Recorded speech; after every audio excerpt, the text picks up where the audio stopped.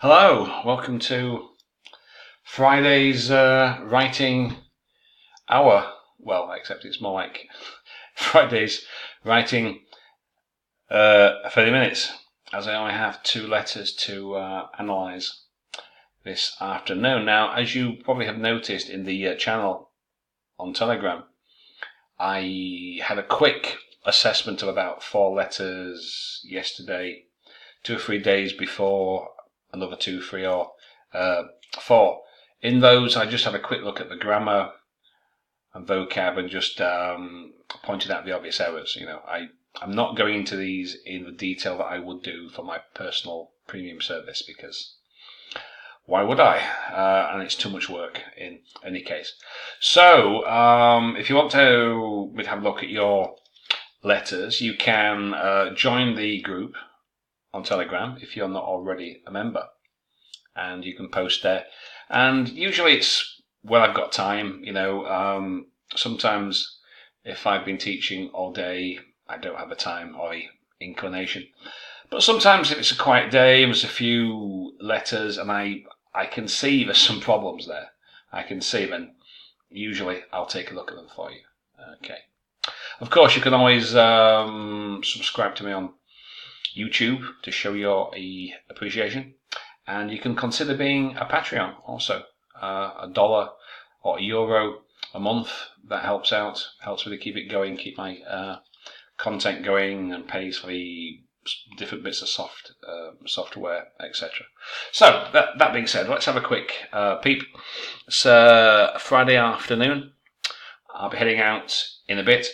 You may or may not know, I host a live English event every week here in Bratislava English meetup, in fact. There's usually 30-40 people come.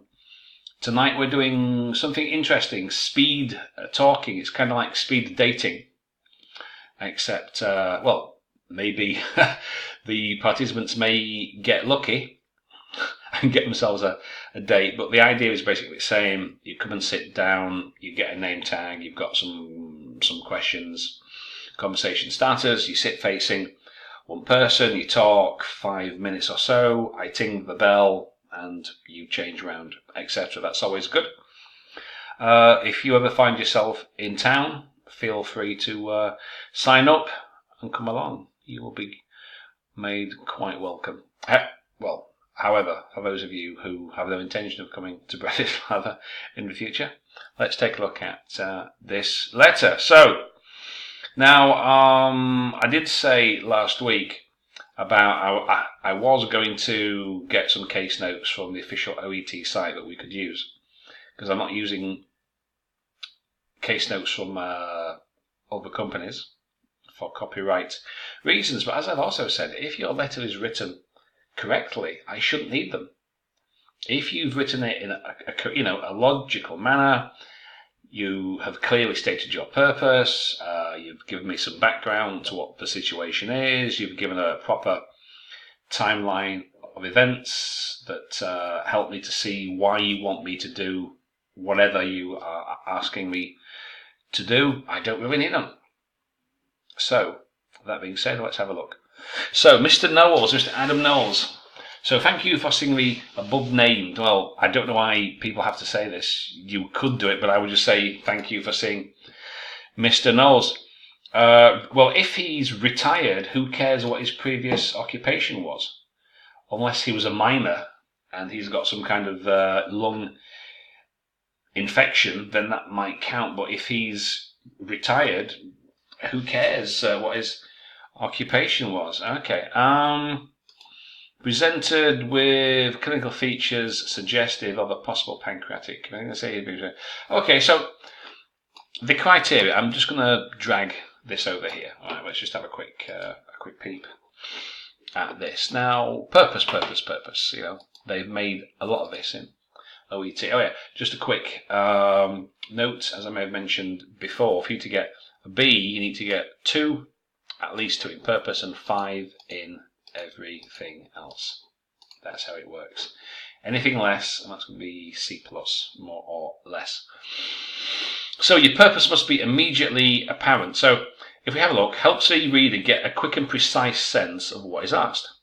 Okay, so again, what is asked? You are making a request. You want me to do something, or you are updating me, etc. So we have to have a purpose. So here, as we can see, due to time constraints, health professionals want to understand the purpose behind a referral very quickly and efficiently. So this criterion examines how clearly the writing communicates the purpose of a document to the reader. So, as it says, the purpose of writing should be introduced early on. I want you to do X, Y, Z, then expanded on towards the end. So the rest of it tells me why you want me to do X, Y, Z. Okay, so I shouldn't have to search. So let's have a look. Go back to it. Well, where's that? Okay, right. So why not make it more concise by simply saying, I am writing to request your urgent assessment and endoscopy of or for Mr. Knowles, who presented with features or whose features are suggestive of, etc., etc. Okay, so there's no need for two sentences really. You could do this in a single sentence. Okay, so on the 16th of the 12th, Mr. Knowles, that should be capitalised, presented with complaints of heartburn and indigestion despite the use of over-the-counter antacids. Okay, that's a good sentence. On examination, his weight was 94 kilograms. Oh, okay, and what's that got to do with anything? Now, if you're including information, you have to connect it with something. You can't just put a sentence, the criteria says write complete sentences, don't make it look like case notes. So on examination, his weight was 95k. So is that, 94k, it's not particularly high. That's around about how much I weigh. Would that be exceptional? Is he a very tall man, a very small man? So just simply saying on examination his weight was 94k, that doesn't really tell us anything. Okay, he's a heavy guy, but he's not that big. And what's that got to do with his heartburn? So if you said to him about, if you connected his weight with his heartburn, okay, but simply dropping in a sentence, it doesn't really explain anything. I'm not quite sure what that will do. Consequently, now you've got to be careful. As a consequence of, or subsequently. So subsequently, following after, or consequently, as a result of. So as a result of him being 94k, I prescribed him.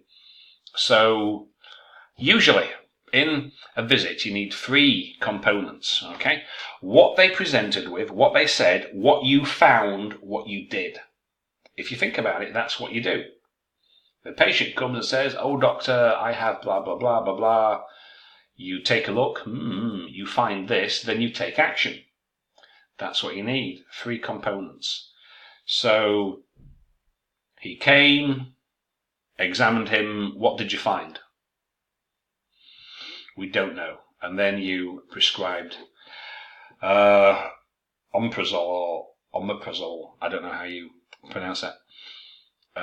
He was also asked, right, so he was asked to do, how can he do a full blood count and liver function test? He can't what? So you asked him to do one himself? Because that's how this reads. Obviously that's not what you meant, but that's how that reads. He was also, Mr. Knowles, can you do a full blood count and liver test? That's what it says. Obviously that's not the case. So I requested a full blood count, a liver test. I asked him if he would take, or if we could take, blah, blah, blah. But not he was also asked, because that's no good. You didn't ask him if he could do a full test himself. Mr. Knowles presented subsequently, following afterwards. Why is your adverb after your main verb? Now, OET do like you to use time references at the beginning of your paragraph. So you can see there's date and there's a chronology, which also gives a coherence too. So when did Mr. Knowles present? When did he come back? What's the date? Was it a week later? A month later? Mr. Knowles presented, or subsequently presented, or re-presented because he's already been with persistent symptoms. With persistent symptoms, what you mean? His symptoms had not changed, which is not quite the same. Well, on the a week later, say what's that? On the 23rd of on the 23rd of second, Mr. Knowles represented, because he's been once, so represented. However, his systems had not eased, had not changed. In addition, he complained of diarrhea, of having diarrhea, not just complaining of diarrhea. That diarrhea, it's terrible. Of having diarrhea, pale stools, and abdominal pain on eating. On examination, he was found to have lost 2 kilograms, presumably in weight, and his abdomen was tender on palpation. So the was refers to the discoloration. So there was also yellow discoloration of his skin and eyes. His investigation results, you mean his test results? I don't like saying investigation. His test results are remarkably deranged. Are you sure that's the right word? Derangement implies some kind of mental instability. I'm not sure if that's quite the right verb to use there. Regarding his medical history, he had removal. What you mean? He had his gallbladder removed. Not quite the same thing.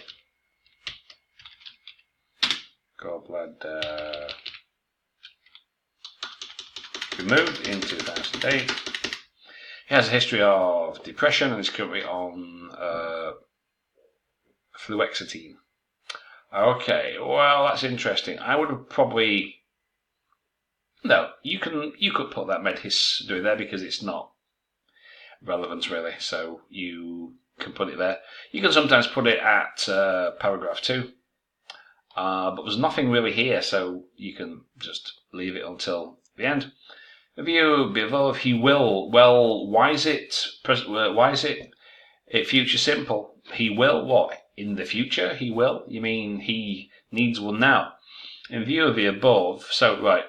You say something like, in view of the above, in my view, or simply, in my opinion, Mr. Knowles requires urgent assessment and an endoscopy, or I would appreciate it if you could carry out an urgent assessment and endoscopy. Either one of those, any combination of those, but not he will. He needs it now. In view of the above, Mr. Knowles...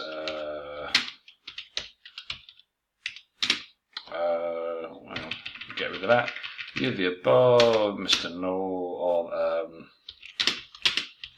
my view. So get rid of that. In my view, Mr. Knowles requires, or you can put, I would appreciate it.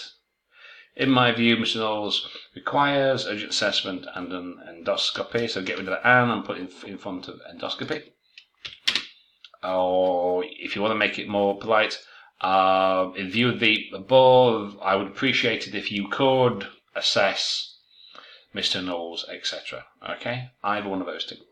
Please contact me if there are any queries. Okay, so not too bad. Let's have a look.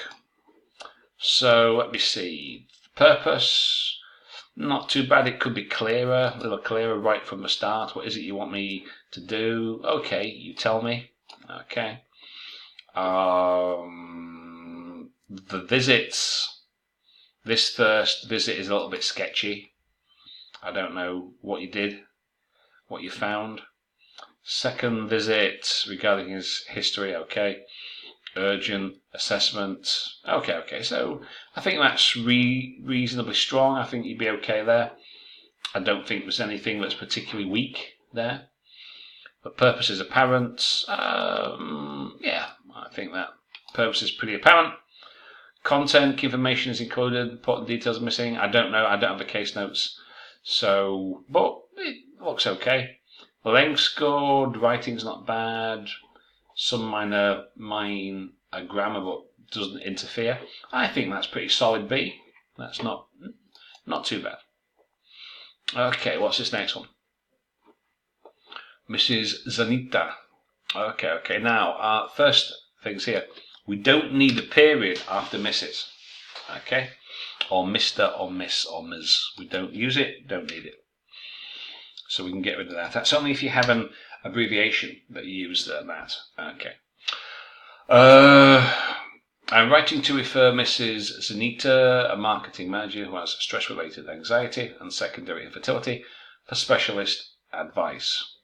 She's married and has a child. What's that doing there? Shouldn't that be a history paragraph? What's that doing there? You want the purpose. The opening should be clear, and that's all.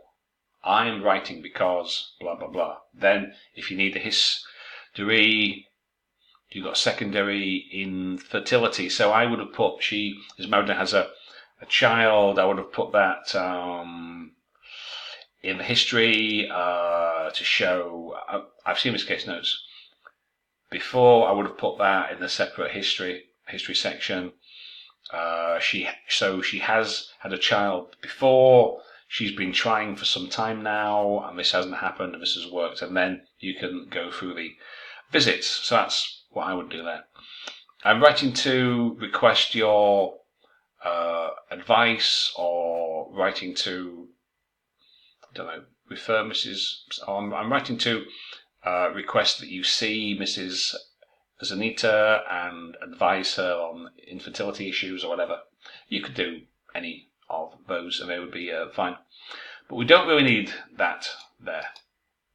Mrs. Zanita presented initially on the 11th with complaints of tiredness, to history of difficulty in sleeping due to work stress. On examination, okay, that's a good sentence. She was pale, tired, and restless. An assessment of stress-related anxiety was made. Who made it? Didn't you assess her? Now, people keep asking me, what about passive? What about active? Well, if you're doing it, then surely, in most cases, you can use active. You don't just have to use active or passive. You can mix them up, depending on the context and the circumstances. I mean, somebody posted a letter earlier in Telegram, and it was about someone was admitted or someone self-admitted into hospital, and she was prescribed something, and something was done. Now, because it was in a hospital, we don't know who performed the action. So it wasn't a GP where they came to see you. You're the one who's writing this. You're the GP. She came to see you. I did this. I did that. In the case of a hospital, it could be anybody. Several medical staff may have examined her, prescribed, etc. So in that instance, use of passive, I think, would work quite well. But maybe in this particular example, you could have made it active. On examination, she was pale, tired. So you say, on examination, I found her to be pale, tired, and restless, and my initial assessment was stress-related anxiety. So you could do it such as that. You say, on examination, let's get my, on examination, I found her to be, okay, pale, tired, and restless. Let's have to pale, tired, and restless, and my initial diagnosis was, or my initial assessment was stress-related anxiety. Okay, so you could do it like that, and I think that is a little better for active instead of that original passive one. Okay, so on examination, I found her to be pale-eyed and restless, and my initial assessment was stress-related anxiety. Therefore, I advised her on or about relaxation methods, reduction of work hours, and I also, I prescribed her with sleeping tablets. Okay, that's good. Okay. Now, please note she is on oral contraceptive pills. Now, as with this previous paragraph, we've got a short, almost like a drop-in kind of a sentence. I'm not sure where it's come from. So she presented, she was tired, difficulty sleeping, stress. I found her to be pale, restless. I thought, stress-related anxiety. I told her how to relax, and I gave her some light pills. And then, out of the blue, please note, she is on OCP. Where's that come from? Where's that come from? No idea. So I hope you see what I mean when I say a drop-in. It's just dropped in out of nowhere. So the paragraph up till then, it's, as I said, it's got the three components.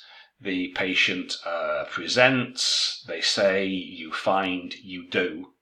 And then, boom, by the way, she's on OCP. Okay. 1 year later, Mrs. Zanita had stopped her OCP 4 months prior to the visit. However, she was still having difficulty sleeping and the work stress remained unchanged. This is a year later. Okay. She was tired, looking, and teary on examination. Assessment which was why an assessment of what you conceive was made. Do you not think that sounds a little bit awkward, impassive? An assessment of work stress was made. Why don't you simply say, my initial assessment was that she was anxious and stressed due to her failure to conceive. Doesn't that sound better? Doesn't that sound more natural?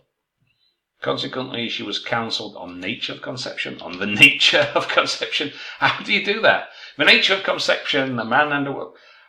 Okay, that I'm sure that would be very interesting for me to hear.